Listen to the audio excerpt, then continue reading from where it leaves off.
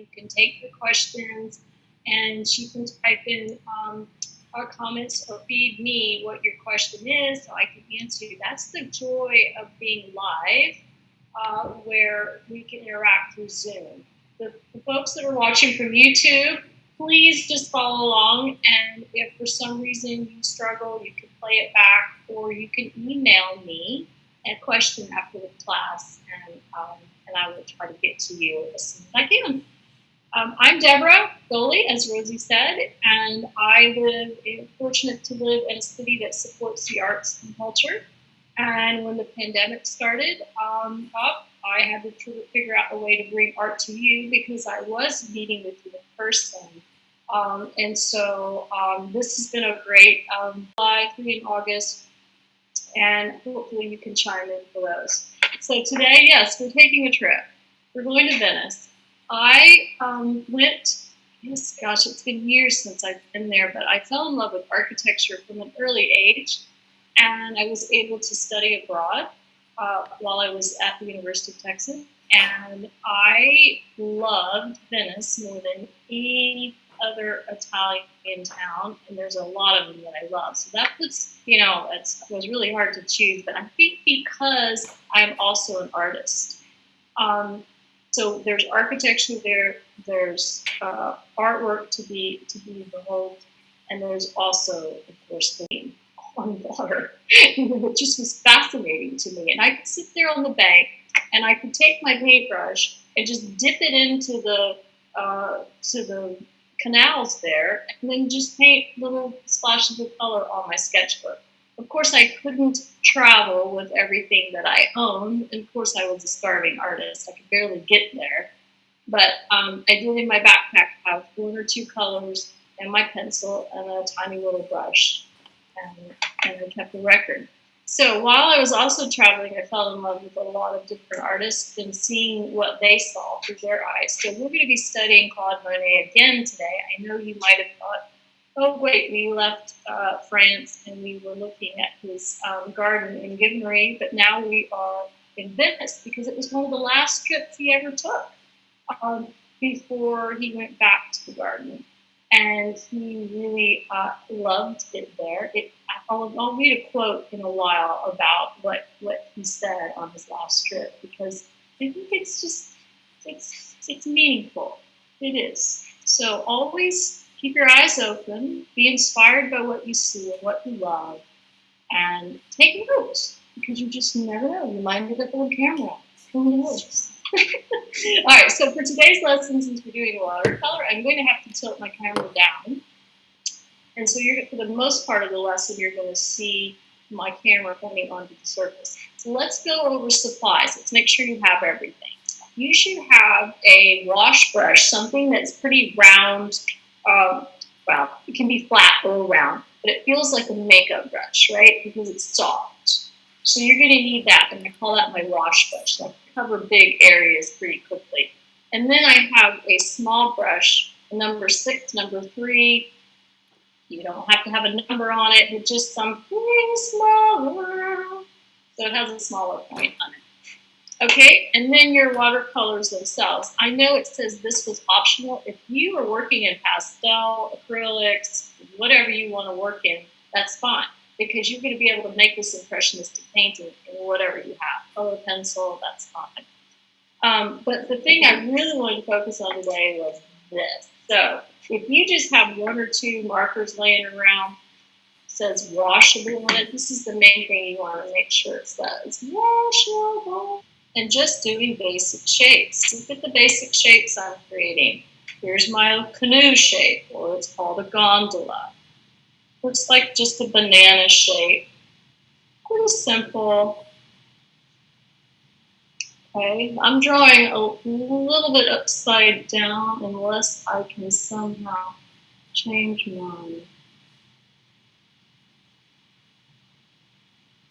Ooh, I might be able to rotate it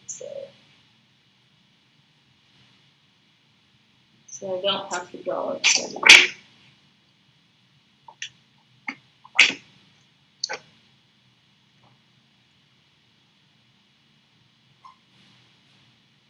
Hey, we're getting tech savvy now.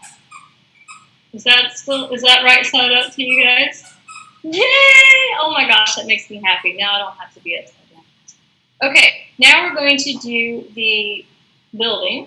And I don't care, I'm not getting my ruler out. I really don't need to get my ruler out and try to make this straight. So let's just keep on drawing building. So I'm going to do building line number 1, which intersects near the front of my gondola. And the end of the first building is somewhat past the gondola. So my building on the water intersects my gondola by about an inch, and then it goes past it by an inch. So it's a big building.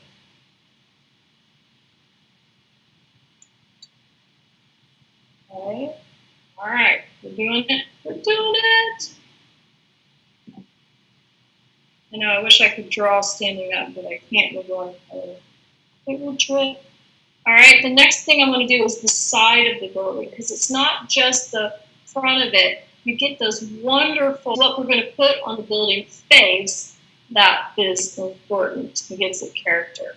So because they're landlocked, Venice grows up in height. So we're going to make this a 3-story building.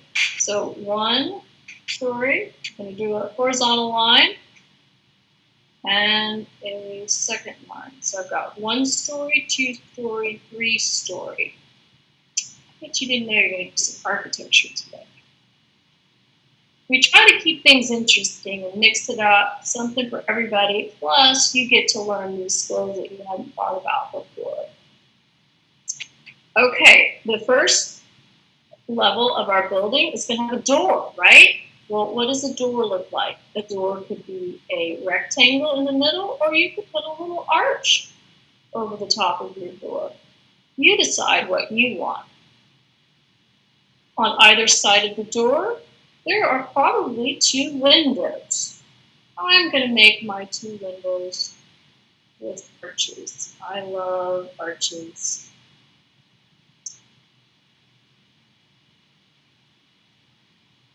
Okay, so I've got a door and 2 windows. Simple as that. Don't get the ruler out. Don't try to measure it, because we want to just make this dreamy and water-like. So no straight lines, even though it's architecture. All right, now I'm going to, between these windows, put some what I call doodads.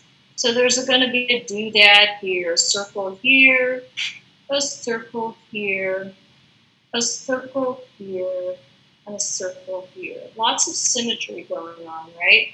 2 on this side, 2 on this side.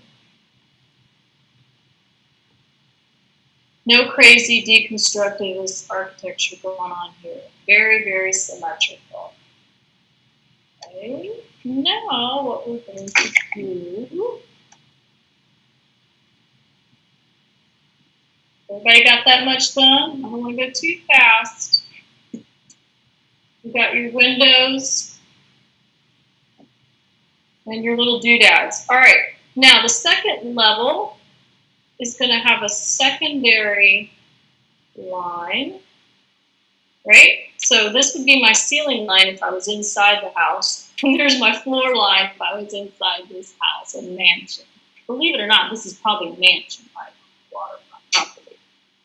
So I'm going to put some doodads between the floor and the ceiling line. This is where you would not put windows if you were inside this house. This is where modern day air conditioning and plumbing would be. I put doodads. Those are going to be fun doodads when we're using our markers. Okay, let's go to the second floor. The second floor is going to be where the dining room is and all of those beautiful little windows. So I'm going to start over here, and I'm going to have a big arched window, because that just seems fun at a dining room. Second arched window. A third arched window. You can put as many as you want. You're the designer today. Maybe I'll stop there and put a big medallion Maybe this is the family crest made in Carrara marble on the building face. And then I think I'll put 2 more arches. You're the designer, you decide. We're just drawing circles and squares. Really. We gotta have a plan. Okay, ready to go to the 3rd floor?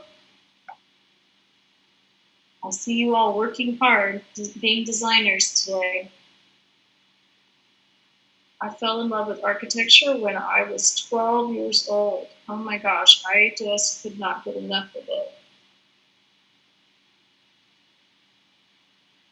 And I found myself at the base of the Acropolis in Greece, just sketching away. Okay, so I've now moved to the 3rd floor. There's the ceiling line that we had originally, and now there's the floor line. So let's put more doodads, more circles. You could do dots. It says he chose the city because of the mist. The city is an excellent place for painters, architects, and writers. So we could confront the special light and the water reflecting. So I think it is a perfect place to study. So I'm just going to repeat my windows that I had on the 2nd floor, and they're not all the same size and shape. They're a little wonky, that's fine. This is going to be a solid wall, so I'm not doing anything there. Now I've got this space over here. I can change this one up because remember, this building is a little further back on the canal.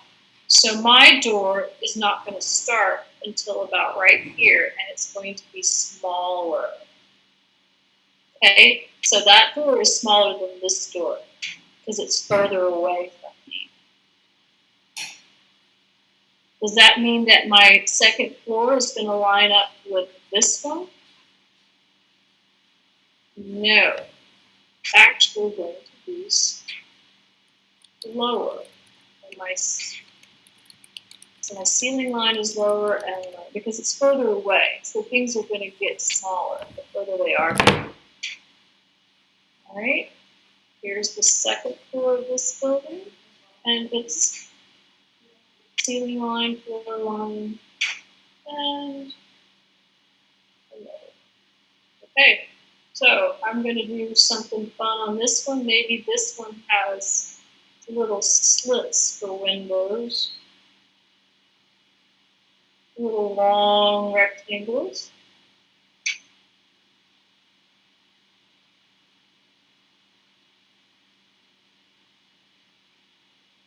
And maybe up on the 3rd floor, I could do, oh, maybe I'll have a triangle. On top of rectangles. Can you imagine all of these being built with square marble?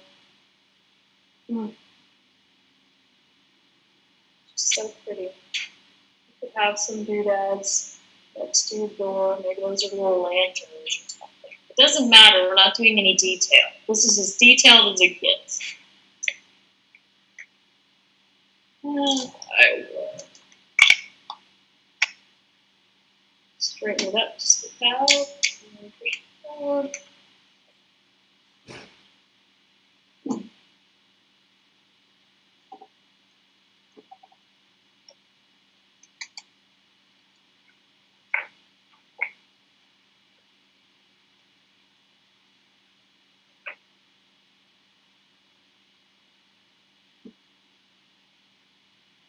Okay. That is my city of Venice. Okay, so I'm going to put this aside because this is probably more difficult to see because it's so dark. I think Monet painted this really, really dark, and I'm not kind of a dark person in my style. So what I did is I made it more lively. And some of you may have seen this before, or you saw it on my Facebook post today. I try not to give you too big of a hint ahead of time, because I don't want you to try to freak out and think that you can't do this, because you really can. I'm going to show you how simple this is. So while we're waiting for everybody to kind of finish their squares and their triangles, go ahead and get your situated. You get your markers handy. So I've got my markers handy, and I've got my watercolors handy, and I'm going to spritz them a little bit. Take my little spritzer and just activate them. These are cakes in the pan, right? So you have to activate them to make them liquid.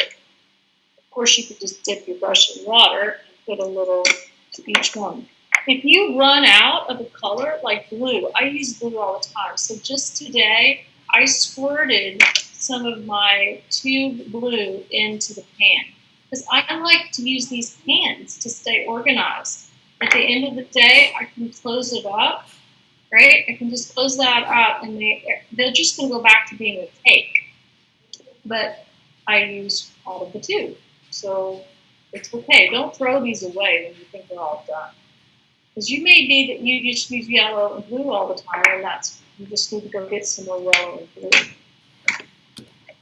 All right, and I think I'm ready to go. I'm going to take my wash brush, the big brush first, and I'm going to concentrate on the areas that I think are going to look,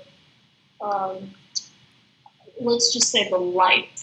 I want to work from light to dark. So I know that my building here is pretty light and yellow. So I'm just going to go ahead and dip my brush into the yellow. Just move it around like that. So you can see. It's not paint by numbers, but I guess I put a number. And I'm just going to rub that yellow right over my building face. Now my building face is starting to turn a little green, only because I drew in blue watercolor pencil. So I'm okay with that, but I just want you to know that's why it's turning green.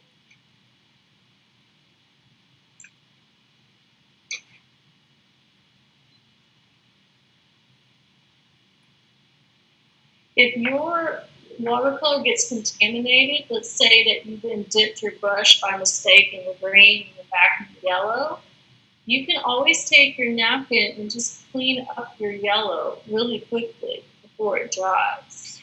I do that all the time. I'm always cross-contaminating my colors.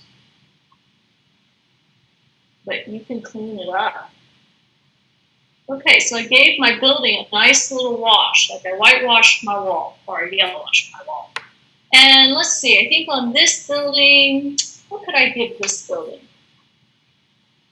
You know what, at this time, I think I'm going to put a little bit of rubber cement. You do not have to do this. This is not on the list. But let's say I want to keep this sky pretty white over here. I'm going to put a little rubber cement right here for the sky and be done with that. But this building over here, I think I'm going to do a light orange for that. I'm just going to cover this one with watered down orange. I don't care if it gets in the water. I don't care if it gets in the building next to it. Okay, so now I have an orange building, a slightly yellow-green building by mistake.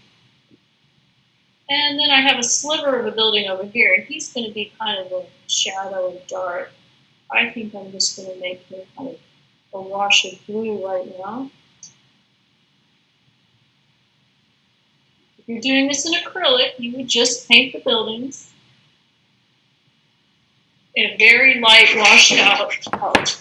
All right, now we're going to do the same thing down here in the water. So in the water, I'm going to do a wash. Oh, I think I'm going to do green inside of the greeny areas. Think of it like acrylic painting. You just want to get the canvas having something over the whole thing. Like you've already given it its first base coat. And then we're just going to build layer upon layer on top of it. That's what we're going to do. I'm going to dab at it too. If I get a big swimming pool going, I'm going to just dab at that and get that swimming pool gone, because I don't want a big pool right now. I don't want a big pool in my Venetian landscape. It is a big pool. Okay, so I got those little ovals covered. That's where I'm going to have most of the light reflecting. It's funny, in my picture it looks like I've got evergreens floating in the water, but that's the point. It's supposed to just look mystified and an impression of something going on. It makes people stop and think and really look at your piece. All right, now in between my green ovals, I think I might just want to make some purples and blues. You know, water is really clear. I mean, water has no color to it.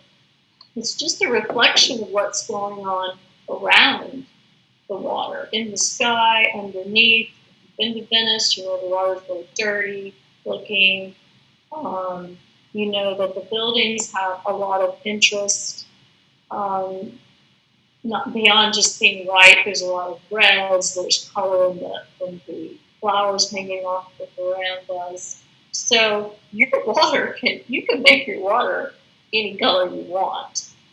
So I'm going to put a little purple near the bottom, things that are closer to me. I'm going to pretend I'm in the gondola in the foreground, and it's going to be a bolder color. So I'm putting some purple on the bottom. I showed you Monet's. His was very, very, very dark. But he painted things over and over in different lights during the day. So he could have painted that at dusk or dawn, sitting on the side of the bank there. Okay, I'm going to do some blue. What I love about these little palettes too is they come with the lid is like a tray that you can mix your colors in over here. I can water them down, which is great for what we're doing right now. So I can just put a light blue. I don't have to just do, because if you just dip right out of the pan right now on top of the cake, you're going to get most of the pigment and less water. And we are trying to do a wash with our wash brush. So we want it watered down. But if you get a swimming pool, just grab it up. We don't have any time to go swimming this morning. We have to get our hair dryers out and get it to dry.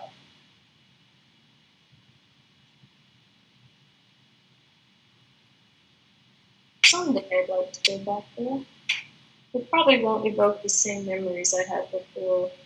You know, it's never the same when you go back somewhere. It was meant for a time and place.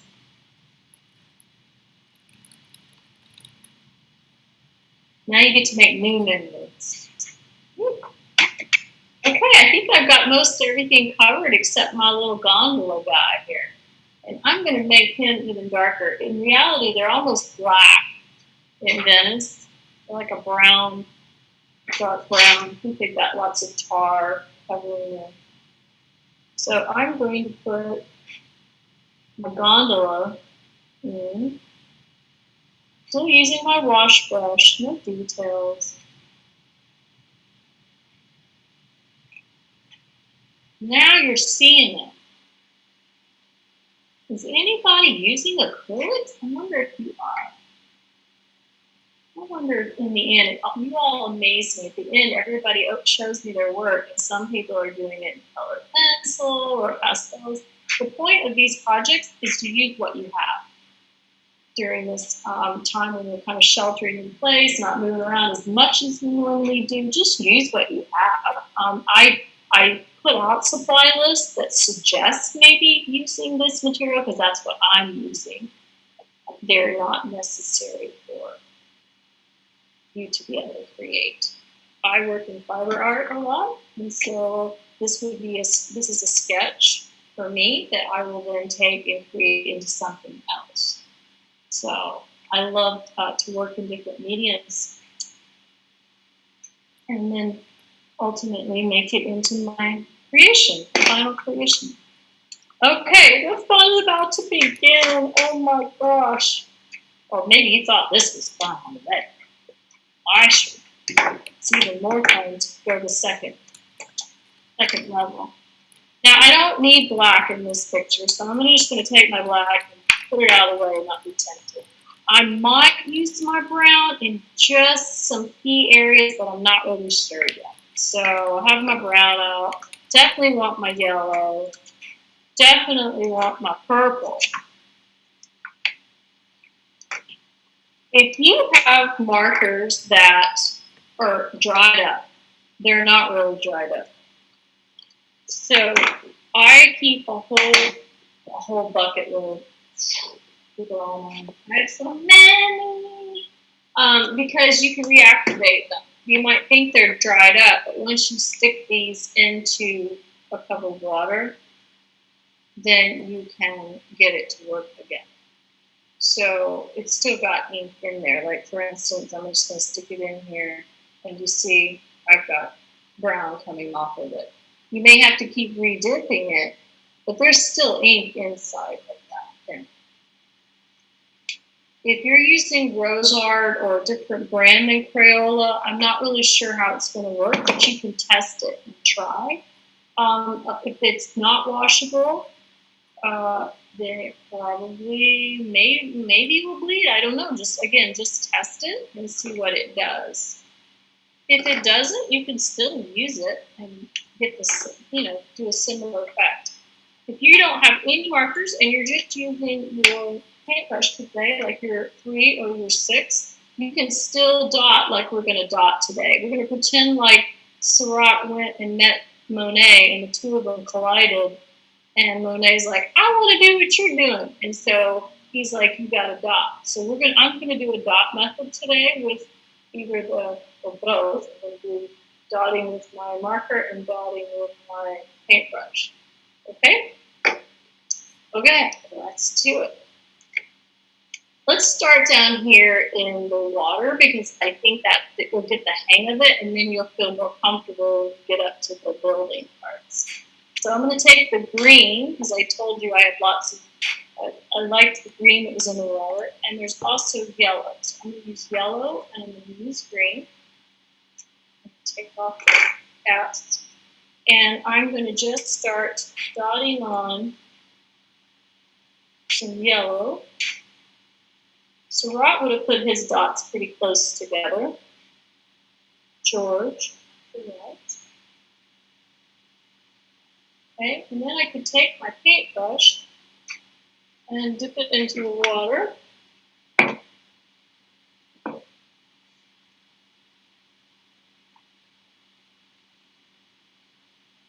And get those dots to bleed. If your Crayolas are pretty new, they may not bleed as fast as you want it to. I can also add water to my little reflection patch here and then start dotting. And then they get really crazy and out of control, and that's what I really want. I don't really want those tiny dots. I want that kind of look. I love too that those dots, it can go on the chisel side of my brush and just push down rather than like this that gives me tiny dots. I want more kind of dashes so it looks like water flowing. So think about when you're texturizing something, what do you most want it to resemble? Or it can be all dots. So you can add paint, which you could paint the dots on. You could put water right here, and then you could use your marker. Or you could put the marker on and then add water. Just any rhyme. There's no rhyme or reason or method. When the yellow mixes with this green, I'm getting more of a limey green on this.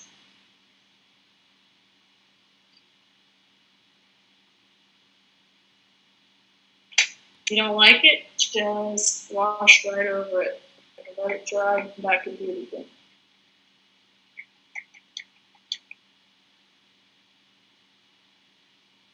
You can hear me, I'm kind of pouncing at it.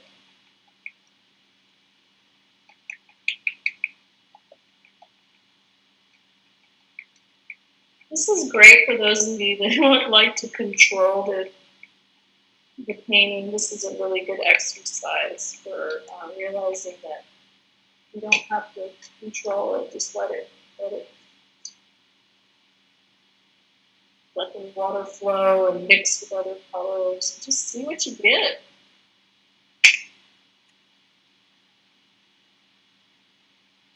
Okay, I'm also going to put in a little blue with this. Why? Because when you were in kindergarten, you remember this probably, but these two colors, blue and yellow, make green. So I'm going to put a little blue into this one, because if it's going to be perceived like green, that's what Seurat would do. He would fool your eye. It was really blue in there, but when blue's next to yellow, it looks green. Pretty cool, huh? Everybody's working so hard. Okay, so let's just keep working on these little ovals here till you get kind of the hang of it. And I'll let Rosie go ahead and put my tips in the chat box. I mean, tips. She's not going to write my tips, but she's going to put in some links to if you wanted to give me a tip or a donation for my supplies, my time, my ability to bring this to you. I really appreciate that. While these are free to you, please do not feel like you have to donate. I just agreed with the city that I'd be happy to do this if they were okay with me. Just, trying to stay ahead until things free back up, or we can figure out how we can come together again. And your ability to help me out has allowed me to get a camera and a speaker, and oh my gosh, I could keep going on and on and on. It looks like a jungle gym right now around my studio. Okay, so I'll let Rosie speak for a second, and I'll be right back.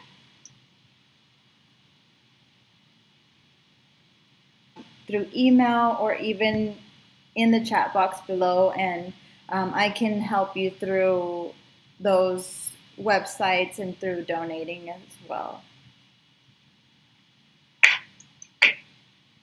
Thank you, Rosie. That's so awesome. She's right. If you have any questions, just put it in the chat or email afterwards, and we will get right back to you about those things. Okay, so you probably got pretty far on your reflection. It might look like trees. And I'm just going to put a little pink down here in the bottom here. So we've got some pink in the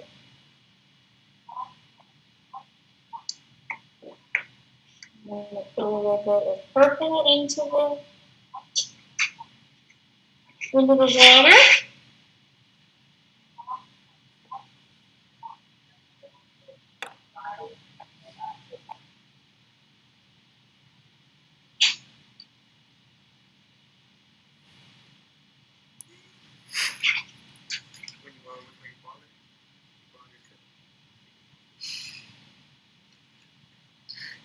And then we're going to move on. We're going to kind of move up the page.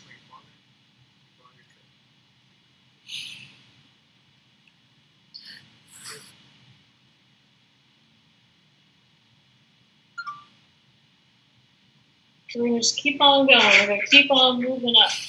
All right, so it's going to be lighter as I go up, like closer to the bank. A little bit clearer than the depths of the water. So I think I'm just going to put just a few dabs of blue in there. Maybe take my brush, just kind of smudge that around a little bit with the wash brush closer to the bank. Okay. I'm going to save the boat, I think, for last. I'm going to go on and work on the beautiful yellow building. Okay, so when you're looking at glass and you're looking through those windows, it's usually darker inside. So let's go ahead and put some purple into our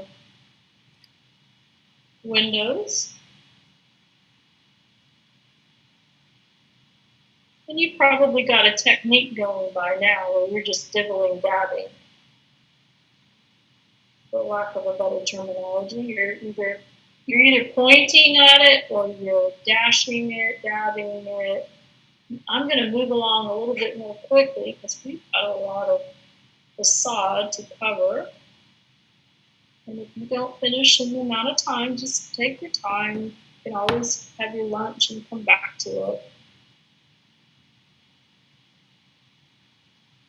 But if you have started with one color and you're dabbing or dotting, you definitely want to add water before it dries. So I'm going to take my brush and get some of those to dissipate, because I don't want them too heavy-handed. I want it to be dreamy-like. Like I just stepped my brush into the beautiful Venetian canal and I'm letting everything just meld. That's not even a word that I needed. It's just melting together, becoming one in composition. Maybe these little doodads, the circle doodads, are just going to be something pink. I want this to be happy. Happy color. Or you can dip it in the water. Remember I told you could just take your marker and just dip it in the water and you'll get it on pretty fast. I bet you're doing an awesome job over there. Looking really cool. Oh, how about a little bit of blue?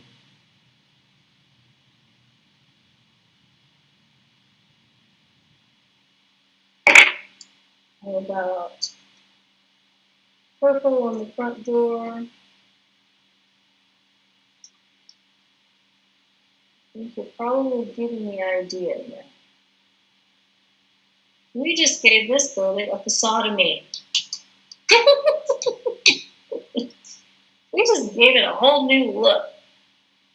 Okay, maybe these two windows have curtains or something in them, so they're going to be a little bit of pink and blue. So I have pink curtains on the side, and then I'm going to have purple dark reflection in the middle. You know, I developed this technique a couple of years ago when I was trying to teach my special needs students an art project, because I want them to do everything we do, but maybe they just need a different tool to do it. And I realized these were easier to hold, and they could just dab and dot at something because you can't hold a paintbrush or have much control. So that's where I developed it.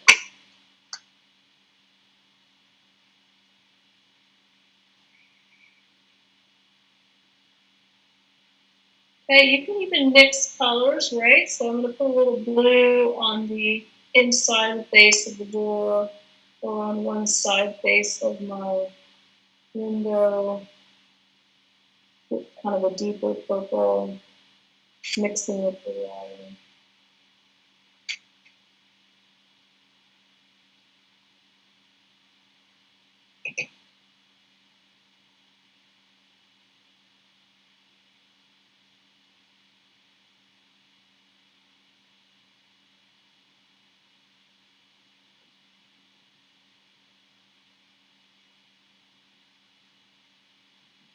Now you know why I taped my painting down. I don't always tape my painting down. Depends on if I want gravity and I need to move it and let the water move across the page. But when I'm dabbing like this, I don't want it to get away from me. Painter's tape, it's great. You can get 1-inch tape. Just make sure when you pull it, you pull away from the painting. I'm going to move over here to the orange building. See how it was nice just to have that little wash behind there, because that already adds another color to the depth of your building. Still using a dark color like purple and blue inside of the windows. If you want to use brown, a mix of brown, because brown is just made up of primaries and secondary colors, you can. This time I think maybe I'll put some orange with the purple.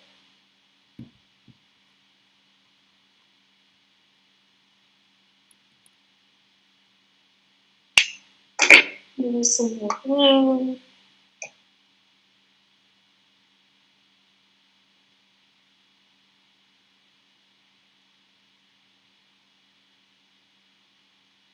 It's creating a brown already, so I don't even have to use brown.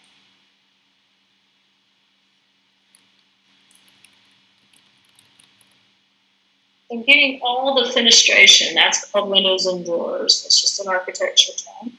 And I'm making everything have some depth. Obviously, I'm going to go back and add texture too to the base of the building.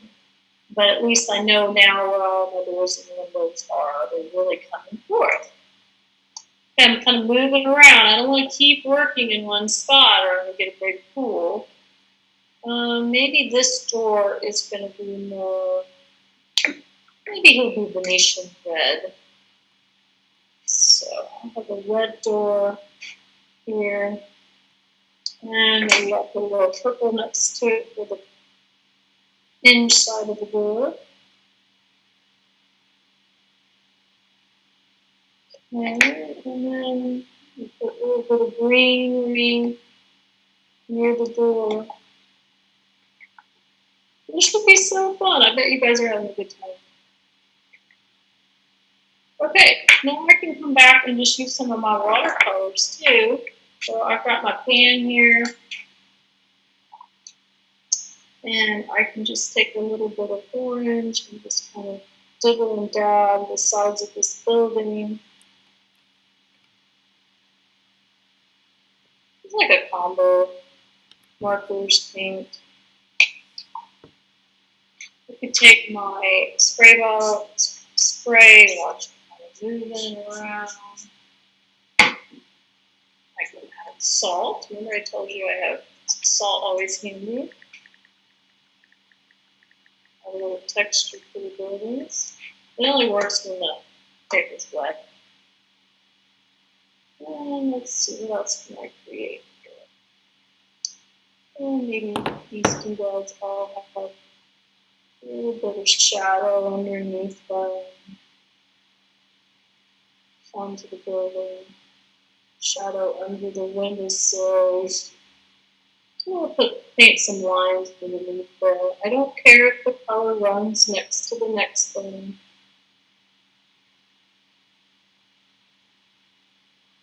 Just a fun exercise that I can then turn this into something really cool. All right, I'm going to use some yellow right out of the can, add that back into my first story. Maybe they were able to paint the first floor of this mansion because they could reach it. They couldn't reach it. Add a little yellow in there. Maybe the second floor is a little bit more pale.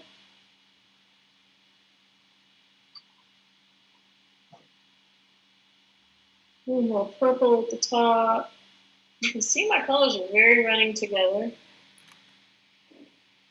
Okay, now that little strip of the side of the building, that's going to be really dark. So I'm going to take some purple, some blue, and mixing it over here on the side, my side panel.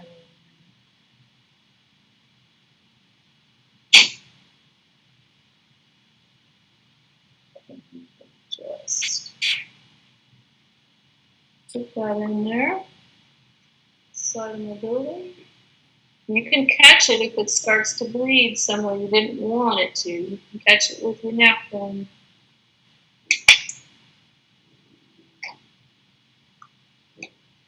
I want that a little more purple. So I can either use my wash markers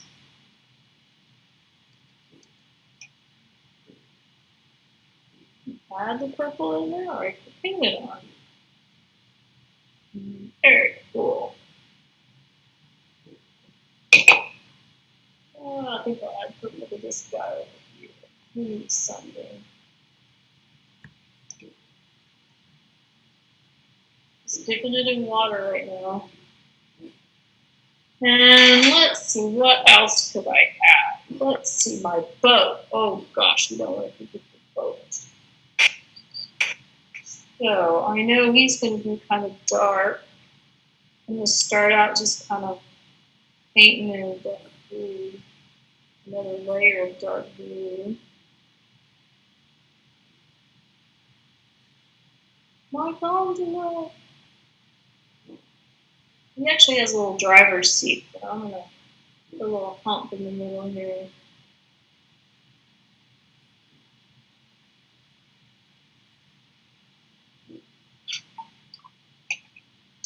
And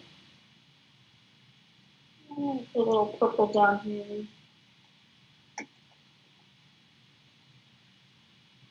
So I waited for this to dry, so I'm kind of moving back now into my water, and I'm letting this set up.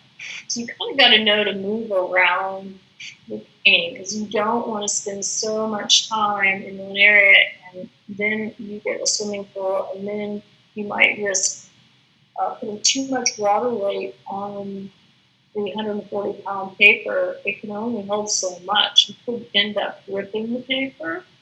So I really need to go and work over here where it's dry and let this all have time to set up. I don't mind all this. Like y'all are probably looking at this. I mean, that just looks like a nice stain on the building that's been there since 1500. So I don't care that this has happened. I like that kind of look. Okay, now I'm going to keep on going back over here to the water. Just add another layer.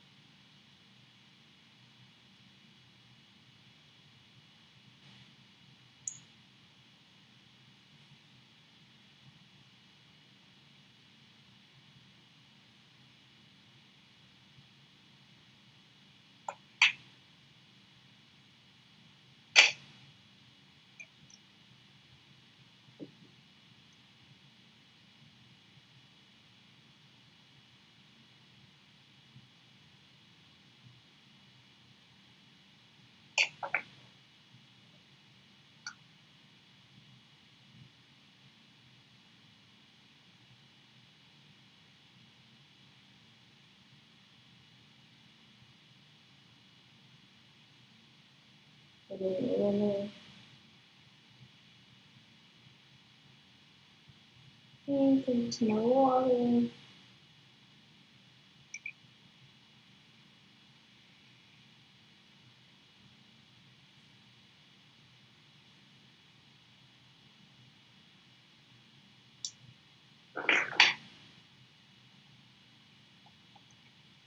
More purple in my water. Let's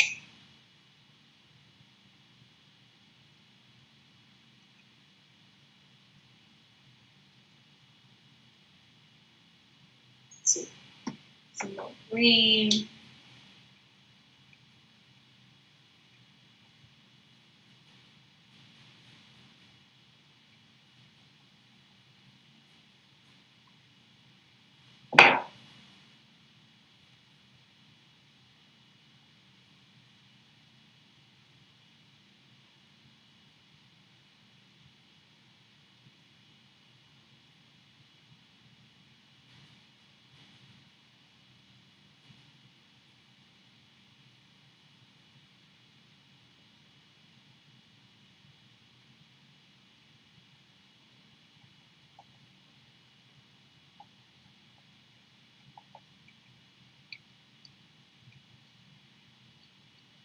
It's really just adding more depth. With watercolors, you really have, it's a layering process. Unless you do a direct method. I have a group of ladies doing an architecture, not architecture, we're doing a watercolor class together this month. And we're really working on the layering process.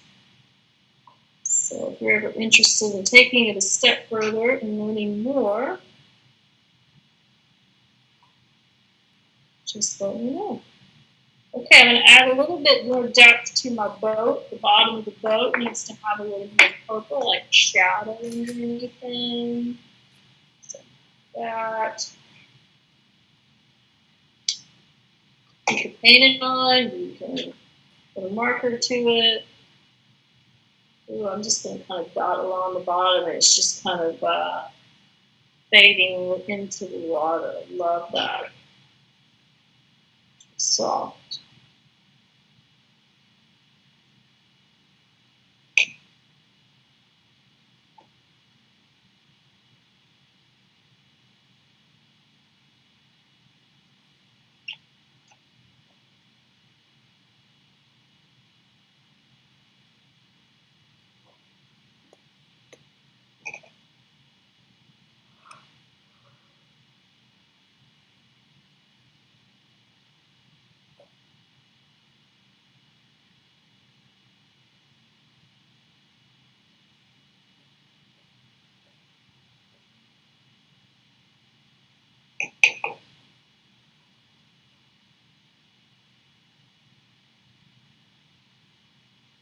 Just keep on working it.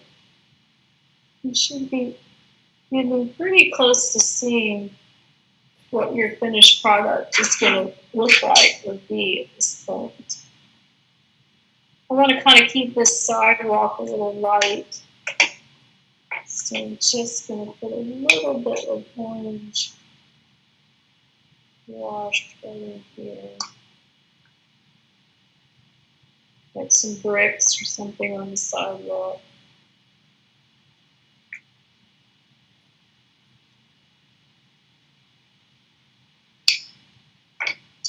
And I could take my brush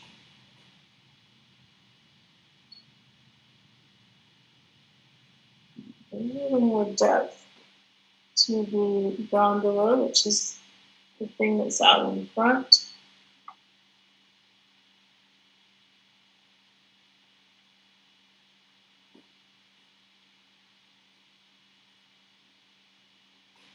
If you had a lot of bleeding going on, you can still define some of the windows and doors by painting a left or right side of it.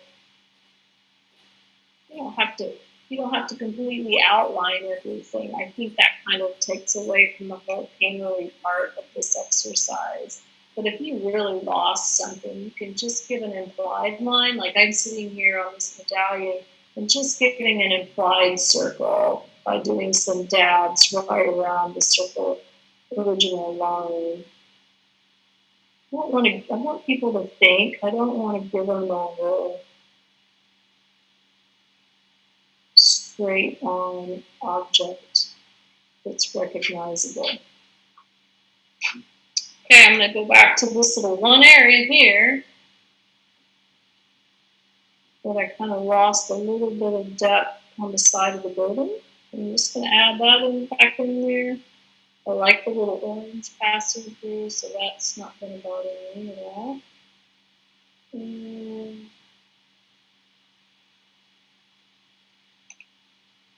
I think I might just do a few dibbles and dabs across my ceiling and floor lines for added fun. Just little dots, like little decorations, egg and dart looking motifs that might be on the building. I mean, there's all these hand carved, beautiful medallions. I mean, you had plenty of work if you were an artist too at this time. And just put these little guys in here. We're almost ready to sign our work. If you did not finish, that's okay, because you could keep on working. You could watch it on YouTube the following day, kind of catch up, pause it at your own timeline, and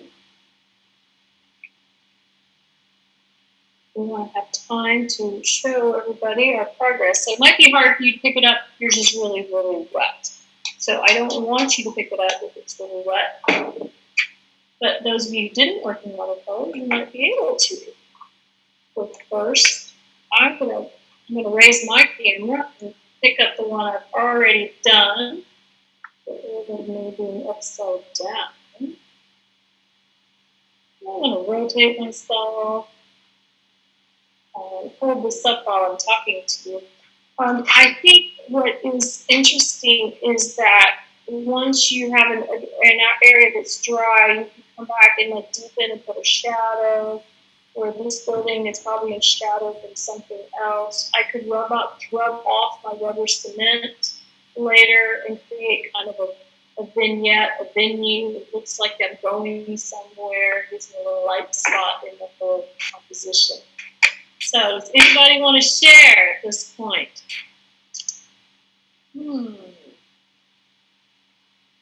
Bet you all do an awesome job.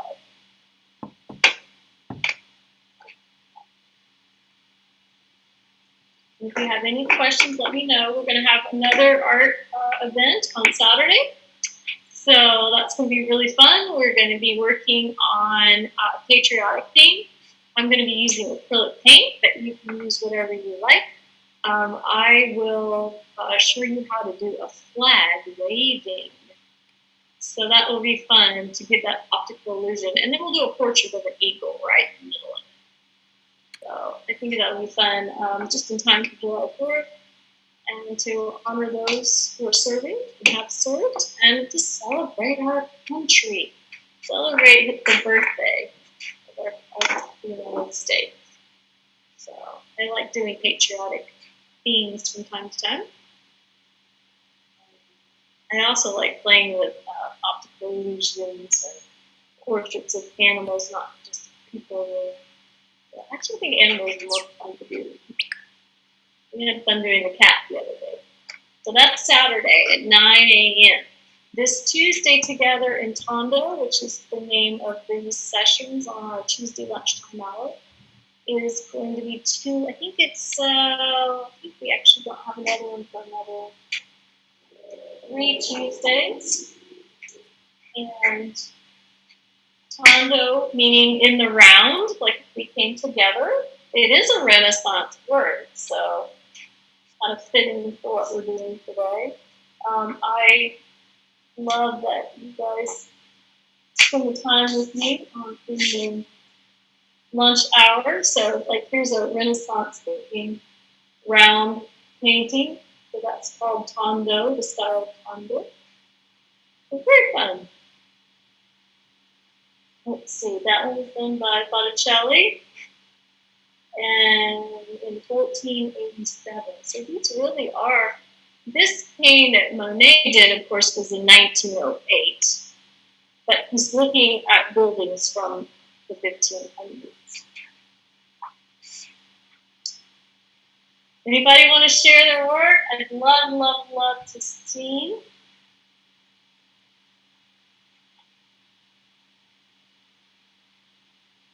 Oh my gosh, look at that. Paulette, that is beautiful. Oh, absolutely stunning. Absolutely stunning. I think it's so painterly looking, you know? And it really, just let the water flow, the dibbles and dabs. And there's